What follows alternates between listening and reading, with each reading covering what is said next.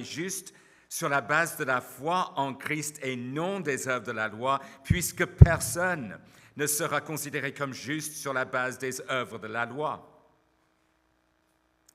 Mais si, en cherchant à être déclarés justes en Christ, nous avons été trouvés pécheurs nous aussi, cela signifie-t-il que Christ serait un serviteur du péché?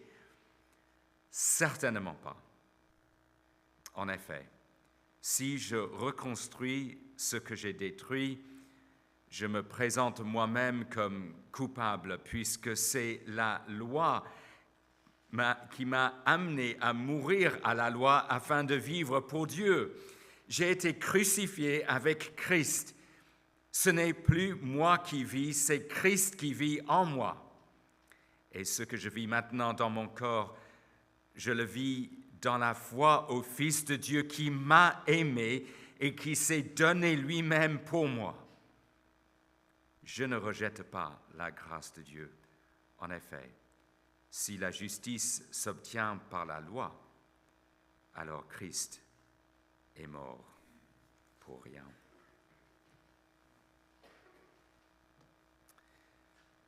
Les deux constats. Le premier, dans nos milieux, beaucoup de frères et sœurs ont bien compris comment on entre en bonne relation avec Dieu.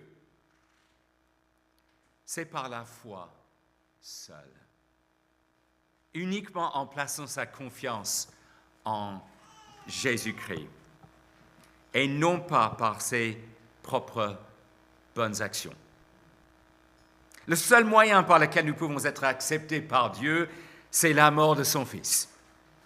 Jésus-Christ, Dieu et homme, en une seule personne, était qualifié pour recevoir la punition que nos fautes entraînent. Nos fautes sont mises au compte du Christ.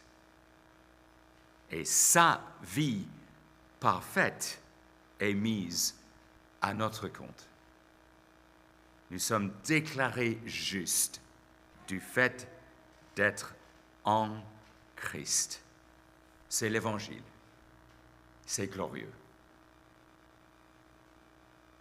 Le deuxième constat, quelque chose d'autre que nous avons souvent bien compris dans nos milieux, c'est ce à quoi ressemble un croyant zélé. Les Écritures évoquent certains traits de caractère dont nous devons faire preuve, et cela de plus en plus.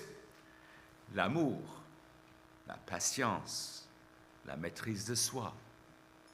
Le croyant est fiable dans ses paroles. Il ne triche pas dans ses déclarations de revenus. Il honore ses parents. Les Écritures mettent en avant certaines disciplines spirituelles. Faire partie d'une église locale.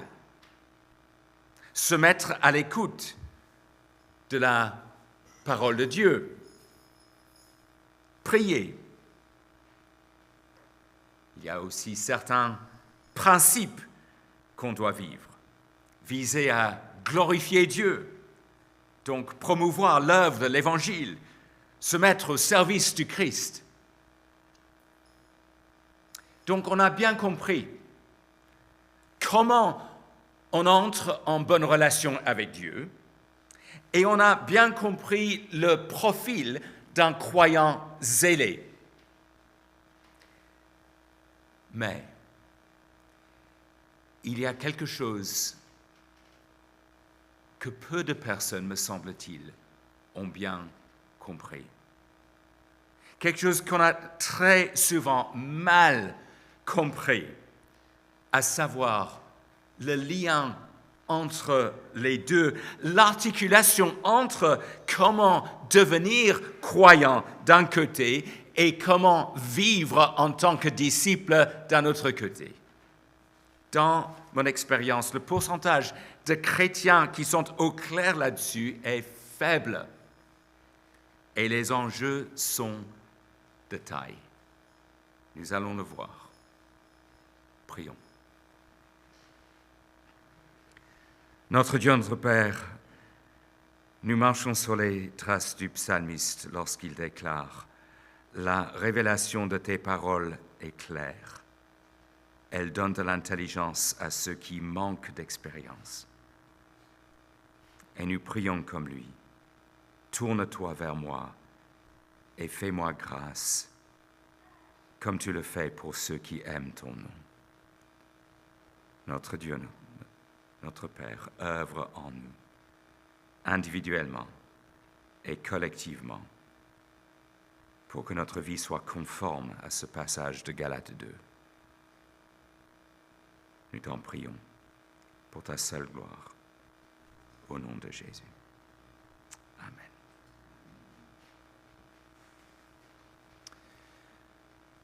À moins d'être déjà au courant, vous allez trouver cela hallucinant. Mais il y a 2 universités en Angleterre qui décernent le diplôme de master sans qu'on ait travaillé pour le recevoir. En l'occurrence, j'ai fréquenté l'une de ces universités. J'ai ici une photocopie de 2 diplômes. Je ne vais pas les confondre, voilà. Voici mon bachelor, ou ma licence, si vous préférez, selon les termes français. J'ai travaillé pour recevoir ma licence. Voici mon master. Je n'ai pas travaillé pour recevoir mon master. J'ai donc travaillé pendant 3 ans pour recevoir ce diplôme, mon bachelor, et 3 ans plus tard, j'ai reçu ce master. Mais je n'ai pas travaillé pour recevoir ce master, pas pendant une seconde. Durant les 3 années entre réception du bachelor et réception du master, je n'étais même pas inscrit à une université. J'étais banquier. J'étais en train de faire autre chose. La valeur du master est supérieure à la valeur du bachelor. Mais je n'ai pas travaillé pour recevoir mon master. C'est immérité. On peut comprendre que beaucoup de personnes considèrent cela injuste. Il y a même eu une tentative au sein du Parlement britannique pour changer le système. Et on comprend. Mais pour le moment,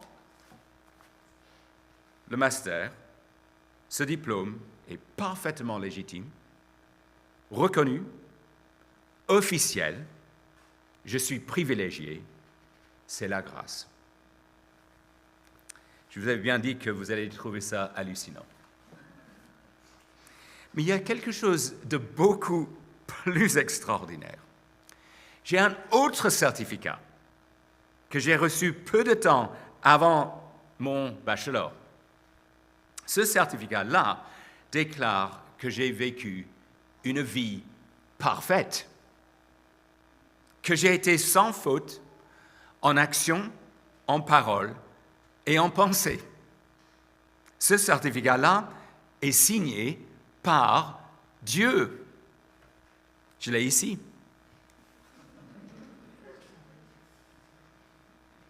C'est immérité.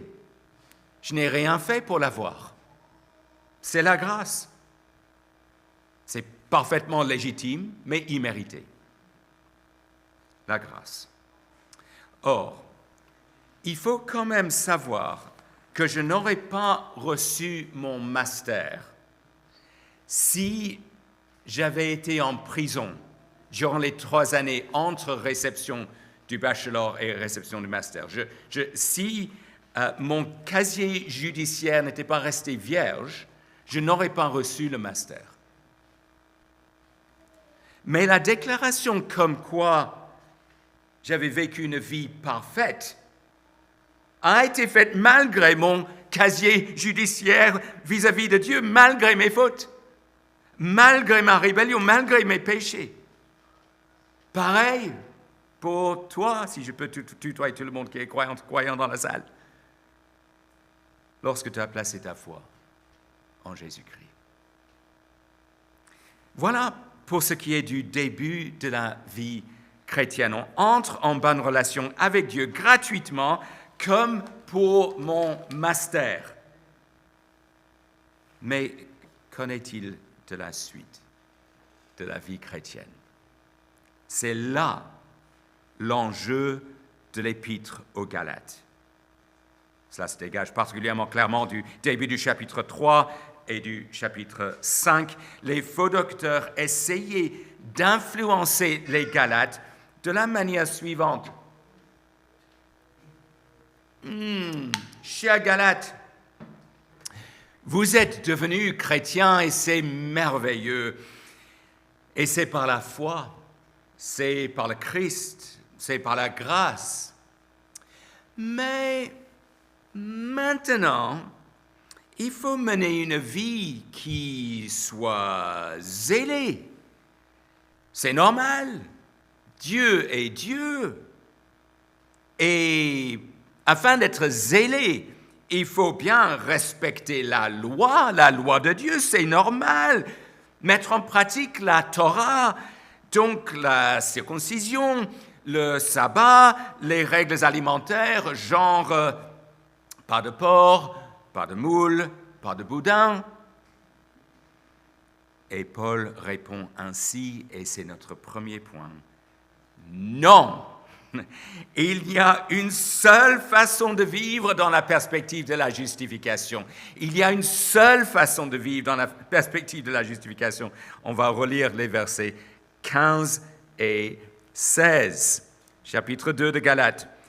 2,15. Nous sommes des Juifs de naissance et non des pécheurs issus des autres nations. Cependant, nous savons que ce n'est pas sur la base des œuvres de la loi que l'homme est déclaré juste, mais au moyen de la foi en Jésus-Christ. Ainsi, nous aussi, nous avons cru en Jésus-Christ afin d'être déclarés justes sur la base de la foi en Christ et non des œuvres de la loi, puisque personne ne sera considéré comme juste sur la base des œuvres de la loi. J'attire votre attention sur la fin du verset 16 en particulier parce que cela va nous aider à comprendre ce qui est en cause ici. Personne, nous lisons à la fin du verset 16, personne ne sera considéré comme juste sur la base des œuvres de la loi. Être considéré juste, c'est la même chose que être déclaré juste. C'est la même chose que être justifié, ou être prononcé juste, si on préfère. Or, nous avons raison de penser qu'on est justifié, on est prononcé juste au début de la vie chrétienne. Oui, lorsqu'on devient croyant, je pourrais vous montrer cela à partir de Galates 3,6, ou je pourrais vous montrer cela à partir de Romains 5,1, par exemple. Mais la justification a aussi une dimension futur. Il ne suffit pas d'être déclaré juste au début de la vie chrétienne si l'on est condamné lors du jour du jugement. Cette dimension future, on la trouve en plusieurs endroits dans cet épître aux Galates, mais entre autres à la fin du verset 16, donc ce verset sur lequel j'attire votre attention. Personne ne sera considéré comme juste, sera lors du jour du jugement, vous voyez.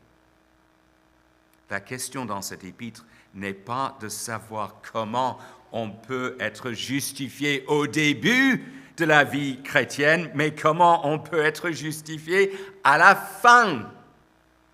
Et les faux docteurs disaient, peu importe si vous étiez en règle au début de votre vie chrétienne, moi, je veux savoir comment vous allez vous maintenir en règle avec Dieu, en vue du jugement final. Et pour cela, je vous le dis, vous devez prendre la loi de Dieu au sérieux. Et Paul répond, absolument pas. Il le dit 3 fois au verset 16. Autrement dit, c'est important. On relit le verset 16 et on compte. Cependant, nous savons que ce n'est pas sur la base des œuvres de la loi que l'homme est déclaré juste, mais au moyen de la foi en Jésus-Christ. Ainsi, nous aussi, nous avons cru en Jésus-Christ afin d'être déclarés justes sur la base de la foi en Christ et non des œuvres de la loi, puisque personne ne sera déclaré comme juste sur la base des œuvres de la loi. 1, 2, 3. Mais on pourrait se demander, c'est quoi le problème exactement? Pourquoi les Galates ne pouvaient-ils pas être zélés pour les choses de Dieu?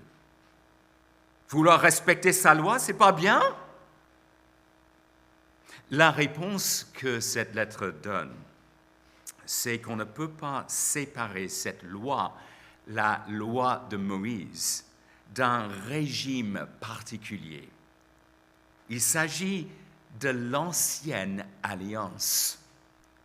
D'après ce régime, on ne pouvait pas être justifié à moins d'être parfait, à moins d'obéir parfaitement à tout ce qu'il y a dans cette loi, ce qui était impossible.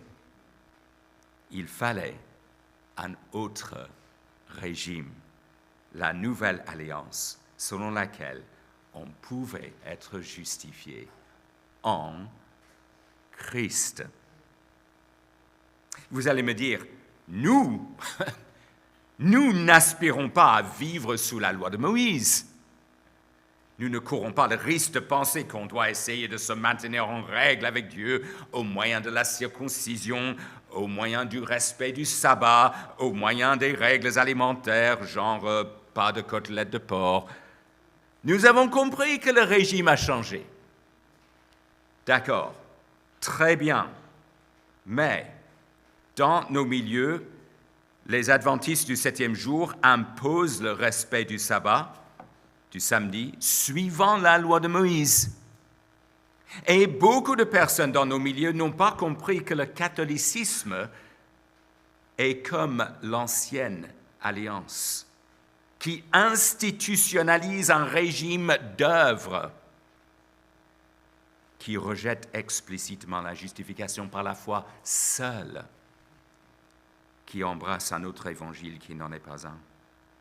Dans le catholicisme, on doit soi-même viser à être à la hauteur. Une sœur de nos milieux qui avait été catholique a récemment témoigné de ce que cela avait donné pour elle. Beaucoup de temps au confessionnal. J'essayais de plaire à Dieu, elle nous a expliqué, mais je n'y arrivais pas. Et pourtant, il est à la mode aujourd'hui pour des protestants évangéliques de dire que les catholiques engagés sont nos frères. Peut-être que toi tu me dis, mais moi je ne suis pas tenté par le catholicisme. Peut-être. Mais comment menons-nous la vie chrétienne? Dans mon expérience, un pourcentage très élevé de personnes se disant croyants évangéliques n'éprouvent pas beaucoup de joie dans la vie chrétienne au jour le jour. Parce que ces personnes trouvent que la vie chrétienne est un fardeau. Comme pour mon bachelor,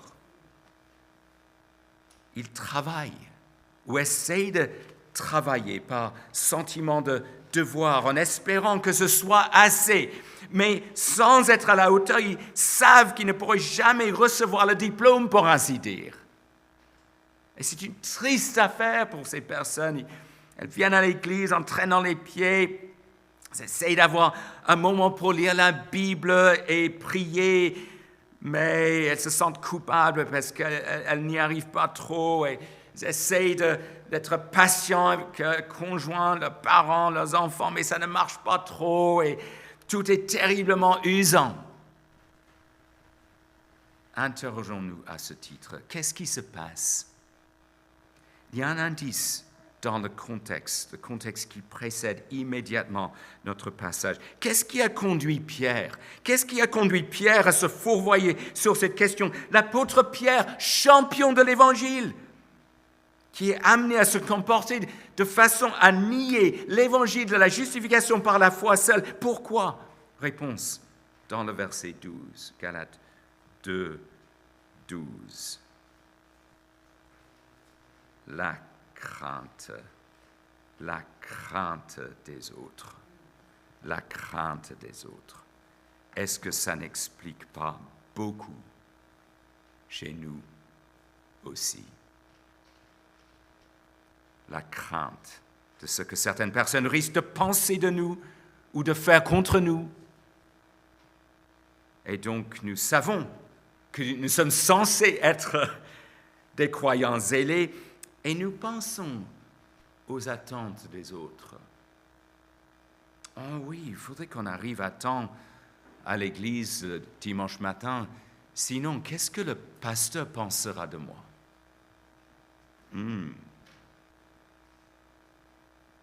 Je devrais faire un effort pour me pointer à la réunion en semaine, au moins une fois de temps en temps. Sinon, ils vont penser que je ne suis pas très sérieux.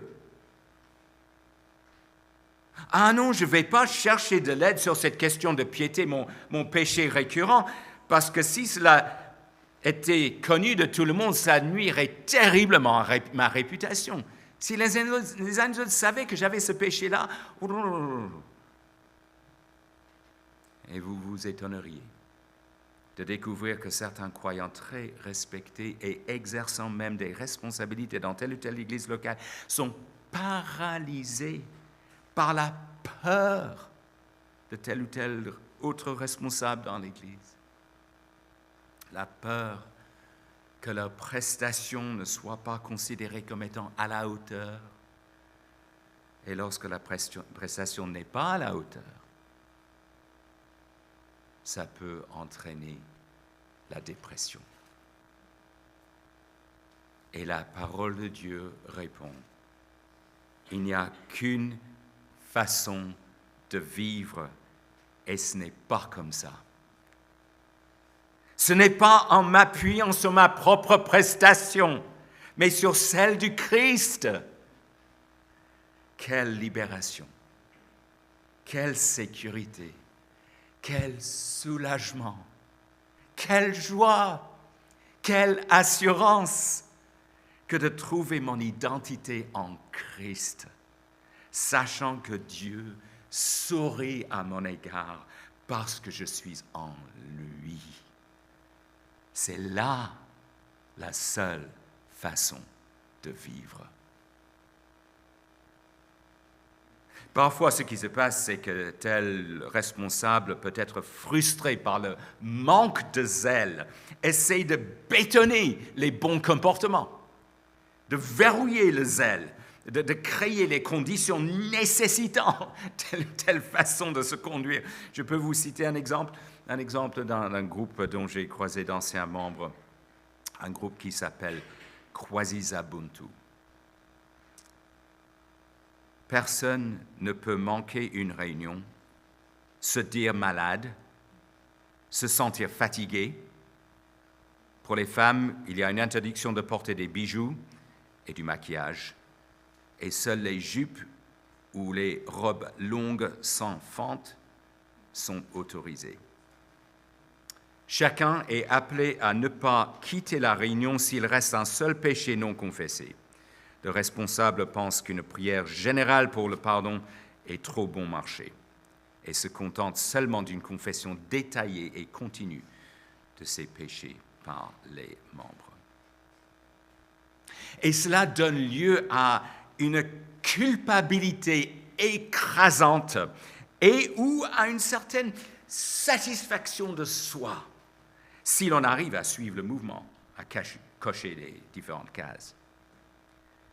Mais il n'est pas nécessaire d'aller dans des contextes sectaires comme cela pour croiser des membres d'une église qui peuvent se sentir assez satisfaits d'eux-mêmes. Moi, je me sens bien dans ma peau.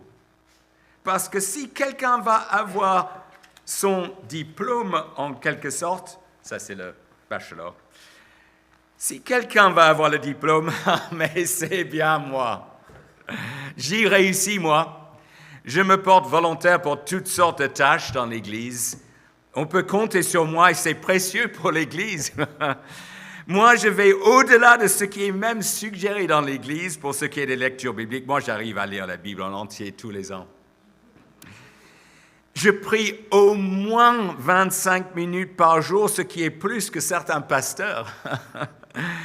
Et je n'ai jamais permis à mes enfants de lire un ouvrage de Harry Potter. Je n'ai jamais regardé Game of Thrones. Je me repose un jour sur 7 parce que je reconnais humblement mes limites devant Dieu, vous savez. J'évite l'alcool parce que le corps est le temple du Saint-Esprit. Je sais que c'est rare, mais les meilleurs chrétiens comme moi ne regardent pas de films parce que cela peut polluer les pensées. Netflix? Jamais. J'ai parfois distribué des flyers aux non-croyants. J'ai même cessé d'acheter des emballages en plastique, moi. Car nous sommes gérants de l'environnement créé par Dieu. J'évite de manger dans les snacks, car il peut y avoir de la viande halal. J'avertis tout le monde qu'il ne faudrait pas avoir un compte TikTok. Oh, on ne peut pas demander plus. Et la parole de Dieu répond. Il n'y a qu'une façon de vivre, non pas en m'appuyant sur ma propre prestation, mais en m'appropriant la prestation de Jésus-Christ. Les Galates étaient en passe de perdre leur joie, 4,15. Si nous voulons connaître la joie de la vie chrétienne, nous nous tournerons constamment vers Dieu pour nous rappeler qu'il sourit à notre égard parce que nous sommes en Christ. Je sais qu'en moi-même, je ne suis pas à la hauteur, mais je suis approuvé par Dieu. J'ai reçu mon certificat déclarant que j'avais vécu une vie parfaite et ce certificat est valable pour tous les temps. Paul explique ailleurs, notre vie est cachée en Christ.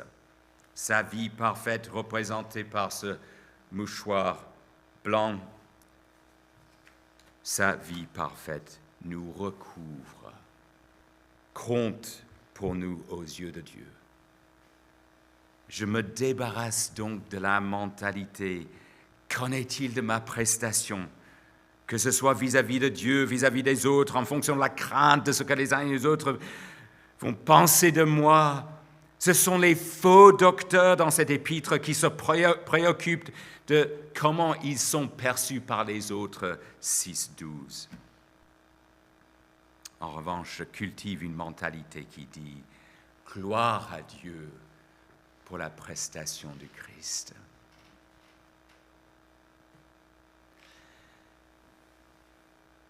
Mais, est-ce qu'il n'y aurait pas un problème là? Je me débarrasse de la mentalité « qu'en est-il de ma prestation ?» Est-ce que ça veut dire « ma prestation, peu importe, point à la ligne ?» Paul aborde cette question à partir du verset 17, et c'est notre second point. Il y a une seule façon de vivre dans la perspective de la sanctification. Il y a une seule façon de vivre dans la perspective de la sanctification. Paul doit encore avoir affaire à ces faux docteurs qui souhaitent imposer la loi de Moïse aux Galates. Et les Galates risquent de se demander, verset 17, d'accord, mettons que ce soit bien en Christ qu'on est justifié. Pour un juif, ça voudrait dire qu'il laisse de côté la loi de Moïse.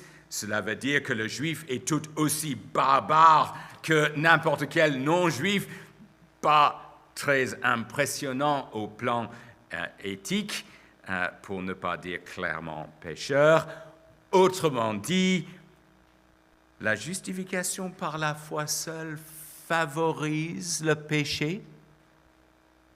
Lisons à partir du verset 17.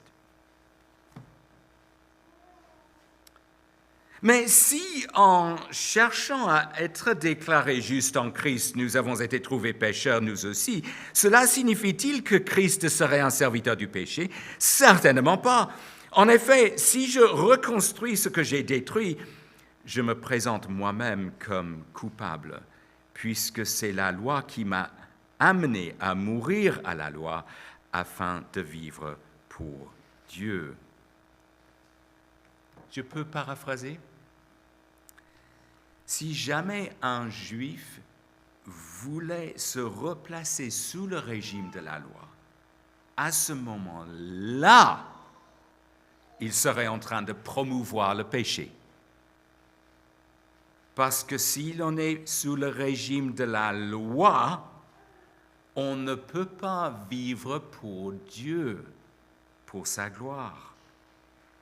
Il n'y a qu'une façon de vivre qui plaît à Dieu, à savoir sur la base de l'approbation qu'il y a en Christ. En fait, le but de la loi de Moïse est de conduire un juif vers cette approbation qui ne peut se trouver qu'en Christ. Parce que la loi de Moïse met en évidence le problème qu'on n'est pas à la hauteur des exigences de la loi, ce qui fait que la solution doit se trouver ailleurs.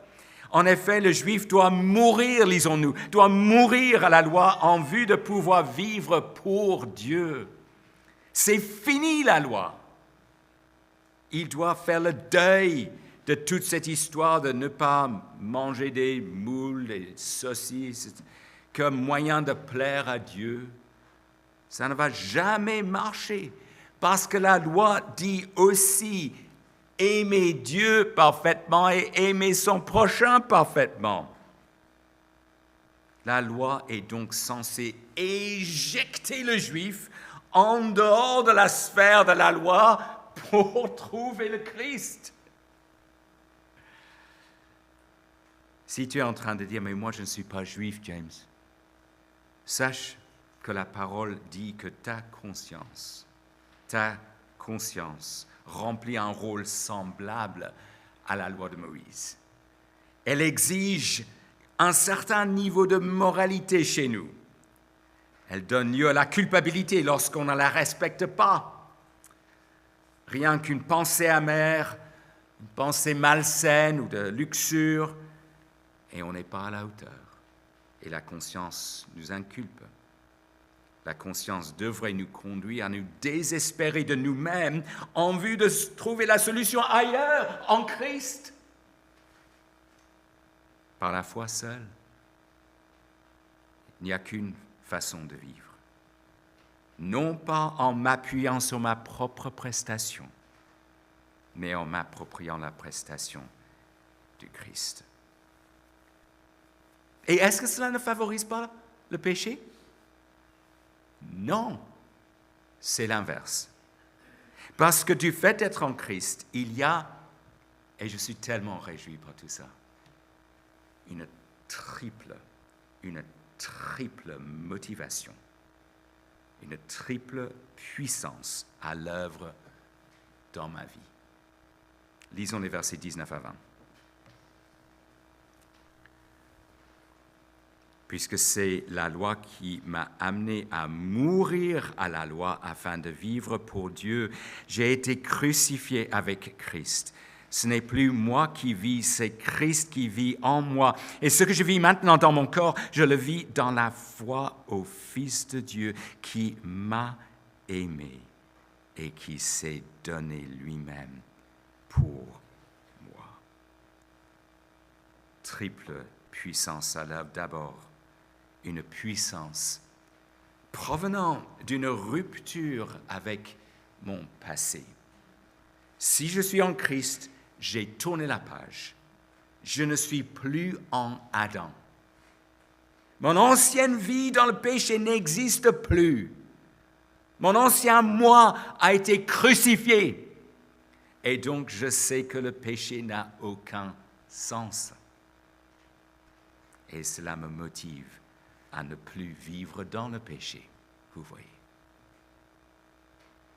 Deuxième puissance, celle de la présence du Christ en moi. Oui, nous avons déjà vu que nous sommes en Christ, mais lui aussi est en nous. Mais oui, la relation est aussi intime que cela. Le Christ vit en moi. Il est à l'œuvre. Il me donne la capacité de vivre pour Dieu, de ne plus vivre dans le péché. Et troisièmement, une puissance au niveau de mes affections. Parce que selon cette seule façon de vivre, j'ai le réflexe de songer au pardon de mes péchés. Je tourne régulièrement le regard vers la croix. Je me focalise constamment sur mon Sauveur, celui par rapport auquel nous avons chanté ce matin. Je me focalise constamment sur lui et sur ce qu'il a fait pour moi sur la croix. Verset 20, il m'a aimé. Verset 20 encore, il s'est donné lui-même pour moi. Et donc, je n'ai pas envie de pécher contre lui. Vous voyez que chaque partie de ce verset est précieuse dans le combat contre le péché. Le verset 20, j'ai été crucifié avec Christ. Ce n'est plus moi qui vis, c'est Christ qui vit en moi.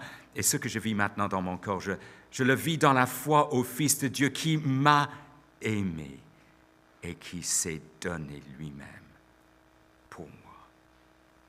Bref, il ne faudrait pas dire que l'Évangile favorise le péché. Il n'y a qu'une façon de vivre, en m'appropriant la prestation du Christ, et c'est ainsi qu'on vit pour Dieu. On promeut ainsi la sanctification ou la croissance en maturité. On met ainsi à mort le péché.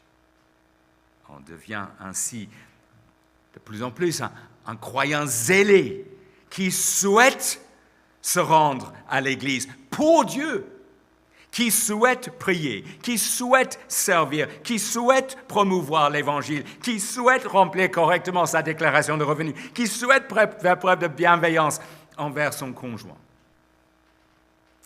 Je conclus. Je conclus là où Paul conclut, dans le verset 21. Je vous avais dit au départ que les enjeux sont de taille. Il n'y a qu'une façon de vivre. Et si l'on ne reconnaît pas, qu'est-ce qu'on est en train de faire? Verset 21. Rejeter la grâce de Dieu. Laissez penser que le Christ est mort pour rien. Considérez que la justice, toujours le verset 21, que la justice s'obtient par les œuvres, par notre propre prestation. Mais il y a une justice qui nous est accordée gratuitement par la foi seule. Il s'agit de la vie parfaite du Christ qui compte à tout jamais en notre faveur, pour nous qui sommes en lui. Lorsque Martin Luther a compris cela, voici ce que cela a donné pour lui. Je cite, « Aussitôt, je me sentis renaître, et il me sembla être entré par des portes largement ouvertes au paradis même. » Ou voici les mots d'un prédicateur qui est décédé 100 ans après Luther. « Seigneur, aujourd'hui tu as placé devant mes yeux, à partir de ta parole, une justice, celle de ton Fils. Par le passé, je ne la connaissais pas. Je n'en faisais aucun cas. Aujourd'hui, je constate que mon bonheur s'y trouve. peu importe ce que je deviendrai dans ce monde, peu importe ce que deviendra mon nom, peu importe ce que deviendront mes biens, je suis toujours en sécurité si je suis revêtu du Christ. Ou encore, selon les paroles d'un cantique, comment persévérer dans la foi face à nos échecs et nos erreurs? Ils éveillent en nous la peur, le doute. Comment répondre à l'accusateur? C'est par la croix où il s'est donné, par son sang qui lave nos péchés, par sa justice comptée pour nous. En Jésus, nous tenons debout.